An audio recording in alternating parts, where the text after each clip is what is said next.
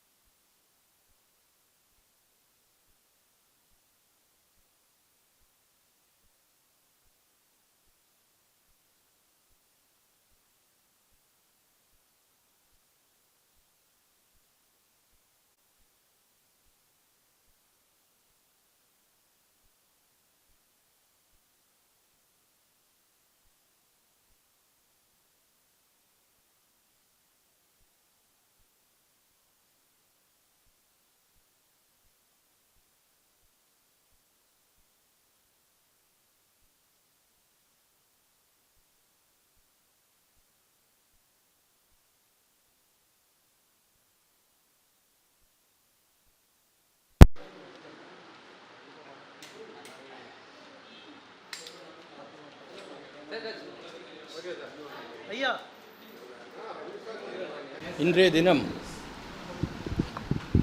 உலகத்தில் இருக்கின்ற அத்தனை மலையாளி மக்களும் ஓணத்தை வெகு சிறப்பாக கொண்டாடுகிறார்கள். இன்றைக்கு முதல் ஓணம், நாளைக்கு 2வது ஓணம், மறுநாள் 3வது ஓணம். பொங்கல் பண்டிகை நாம் தமிழர்கள் எப்படியெல்லாம் கொண்டாடுறோமோ அதே தான். பொங்கல் 1வது, 2வது, 3வது நாம் கொண்டாடுறோம். அறுவடை ஃபெஸ்டிவல் தான் இதுவும். இது மட்டுமல்ல, நமது உலகம் போற்றும் பாரத பிரதமர் நரேந்திர மோடி அவர்கள் ஆட்சிக்கு வந்த பிறகு பாரத நாட்டில் இருக்கின்ற அத்தனை மக்களும் அனைத்து மாநிலத்தினுடைய உற்சவங்களையும் கொண்டாட வேண்டும் என்று ஒரு அறிக்கை கொடுத்து ஏக் பாரத் ஸ்ரேஷ்ட பாரத், நாம் எல்லாம் ஒரே தாயின் குழந்தைகள். அதன் அடிப்படையில் கடந்த 4-5 வருடங்களாக தமிழகத்தில் கமலாலயத்திலும் அது இல்லாமல் நம்ம பகுதியிலெல்லாம் நாம் ஓணம் பண்டிகையும், உகாதி, அதே மாதிரி ஆசாம் மக்களுடைய பிறந்த தினம், ராஜஸ்தான் மக்களுடைய பிறந்த தினம், அத்தனை பேரோடுதும் நாம் எந்த பாகுபாடும் இல்லாமல் கொண்டாடி கொண்டிருக்கின்றோம். அதன் அடிப்படையில் இன்றைக்கு தமிழகத்தில் இருக்கின்ற மலையாளி மக்கள் கமலாலயத்தில் நிறைய பேர் திரண்டு வந்து இன்றைக்கி ஓண பூக்களத்தை போட்டிருக்கு. அதே மாதிரி ஓண சத்யா ஏற்பாடு பண்ணியிருக்காங்க. இது என்ன எடுத்துக்காட்டுதுன்னா, நாமெல்லாம் ஒரே தாயின் குழந்தைகள். அது நாமெல்லாம் சிறப்பாக கொண்டாடுவோம். வருங்காலத்திலும் நாமெல்லாம் இணைந்து ஒரு சிறப்பான பாரதத்தை உருவாக்குவோம். மோடி அரசாங்கத்திற்கு வலிமை சேர்க்குவோம் என்று சொல்லி எங்களது மாநிலத்தினுடைய துணைத் தலைவர் கருநாகராஜன்ஜி இதை பற்றி விளக்கமாக சொல்லுவாங்க. ஓணம் என்பது அறுவடை திருநாள். கேரளாவும் ஒரு விவசாயம் செழிப்பம் மிக்க ஒரு மாநிலம். இந்த அறுவடை திருநாளை மிக சிறப்பாக கொண்டாடுகிற இது கேரளாவில் மட்டும் இல்லை, உலகம் முழுவதும் கேரள மக்கள், மலையாள சகோதர சகோதரிகள் இல்லாத நாடே இந்த உலகத்தில் இல்லை என்பது நமக்கெல்லாம் தெரியும். அப்படி கேரளாவிலே பல பண்டிகைகள் கொண்டாடப்பட்டாலும் உலகம் முழுவதும் இருக்கிற மலையாள சகோதர சகோதரிகள் கொண்டாடுகிற இந்த ஓணம் பண்டிகை திருநாளை கமலாலயத்தில் வழக்கம் போல் இந்த ஆண்டும் கொண்டாடுகிறோம். மாநில தலைவர் வெளியூரில் இருக்கிற காரணத்தினால் இன்றைக்கு அவர் பங்கேற்கவில்லை. இந்த கொண்டாடி முடிந்து எல்லோருக்குமே இன்றைக்கு கமலாலயத்திலே ஓணம் சத்யா என்று சொல்லக்கூடிய, சத்யா என்றால் விருந்து, அந்த ஓணம் விருந்து இன்றைக்கு எல்லாருக்கும் அளிக்கப்படுகிறது. இந்த ஓணம் திருநாளில் பாரத பிரதமர் அவர்கள் கடந்த ஒரு சில தினங்களுக்கு முன்பாக ஜப்பானில் பேசியது போல உலகின் 3வது பொருளாதார சக்தியாக நாம் உயர வேண்டும் என்று சொன்னார். அந்த உயர வேண்டியதற்கான தூரம் வெகு தொலைவில் இல்லை. அந்த தொலைவில் விரைவில் கடந்து 2047 ஒரு வல்லரசு நாடாக மாறுகிற வாய்ப்பை இந்த நாடு பெற வேண்டும். அதற்கென உழைத்து கொண்டிருக்கிற, ஒவ்வொரு மணித்துளியும் உழைத்து கொண்டிருக்கிற பாரத பிரதமர் நரேந்திர மோடி அவர்களுடைய திட்டங்கள் எல்லாம் வெற்றி பெற வேண்டும் என்று ஓணம் பண்டிகை திருநாளில் இறைவனை வேண்டி, கடவுளை வேண்டி நாங்கள் இந்த நிகழ்ச்சியை கொண்டாடுகிறோம். மகிழ்ச்சி. நன்றி.